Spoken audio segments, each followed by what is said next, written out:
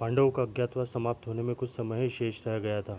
पांचों पांडव और द्रौपदी जंगल में छुपने का स्थान ढूंढ रहे थे। उधर शनिदेव की आकाशमंडल से पांचों पांडवों पर नजर पड़ी। शनिदेव के मन में विचार आया कि इन पांचों में से बुद्धिमान कौन है, आज इनकी परीक्षा ली जाए। शनिदेव ने एक माया का महल बनाया। कई योजन दूरी में उस महल के 4 कोने थे, पूर्व, पश्चिम, उत्तर, दक्षिण।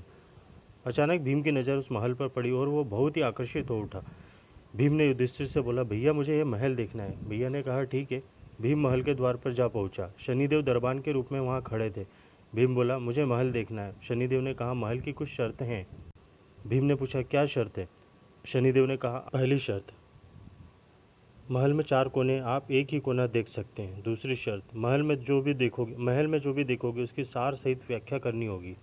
तीसरी शर्त, अगर व्याख्या नहीं कर सके तो कैद कर दिए जाओगे। भीम ने कहा, मैं स्वीकार करता हूँ, और वह महल के पूर्व छोर की ओर गया। वहां जाकर उसने अद्भुत पशु पक्षी और फूलों से लदे वृक्षों का नज़ारा देखा। आगे जाकर देखता है कि 3 कुएं हैं, अगल बगल में छोटे कुएं और बीच में एक बड़ा कुआं। बीच वाले बड़े कुएं में पानी का उफान आता है और दोनों छोटे खाली कुओं को पानी से भर देता है। लेकिन दोनों छोटे कुओं में जब पानी का उफान आता है तो बड़े कुएं का पानी नहीं भरता। इस क्रिया को भीम कई बार देखता है पर समझ नहीं पाता और लौटकर दरबान के पास आता है। दरबान, क्या देखा आपने? भीम, महाशय, मैंने पेड़ पौधे पशु पक्षी देखे, वो मैंने पहले कभी भी नहीं देखे थे, पर एक अजीब बात मेरे समझ में नहीं आई। छोटे कुएं पानी से भर जाते हैं, बड़ा कुआं पानी से नहीं भर पाता, ये बात मेरे समझ में नहीं आई। दरबान बोला, आप शर्त हार चुके हैं और शर्त के अनुसार आपको बंदी बनाया जाता है। फिर अर्जुन आया और बोला, मुझे महल देखना है। दरबान ने शर्त बता दी और अर्जुन पश्चिम वाले छोर की तरफ चला गया। आगे जाकर अर्जुन क्या देखता है, एक खेत में 2 फसल उग रही, एक तरफ बाजरे की फसल, दूसरी तरफ मक्का की फसल।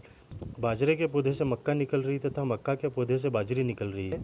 अजीब लगा और कुछ देर में वापस द्वार पर आ गया।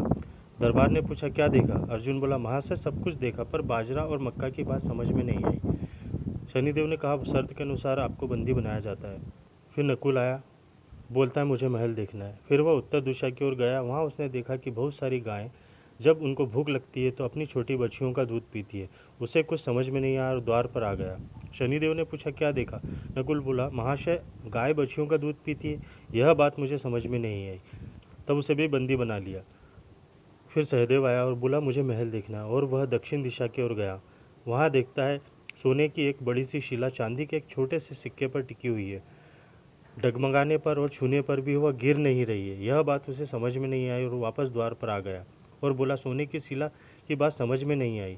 तब वह भी बंदी बना लिया जाता है। चारों भाई बहुत देर से नहीं आए। तब युधिष्ठिर को बहुत चिंता हुई। वह द्रौपदी सहित महल में गए, भाइयों के लिए पूछा। तब दरबार ने बताया कि शर्त के अनुसार वह बंदी हैं। युधिष्ठिर बोला, भीम, तुमने क्या देखा? भीम ने कुएं के बारे में बताया। तब युधिष्ठिर ने कहा, यह कलयुग में होने वाला है। एक बाप 2 बेटों का पेट तो भर देगा, परंतु 2 बेटे मिलकर एक बाप का पेट नहीं भर पाएंगे। भीम को छोड़ दिया। अर्जुन से पूछा, तुमने क्या देखा? उसने फसल के बारे में बताया। युधिष्ठिर ने कहा, यह भी कलयुग में होने वाला है। वंश परिवर्तन, अर्थात ब्राह्मण के घर शूद्र की लड़की और शूद्र के घर ब्राह्मण की लड़की ब्याही जाएगी। अर्जुन भी छूट गया।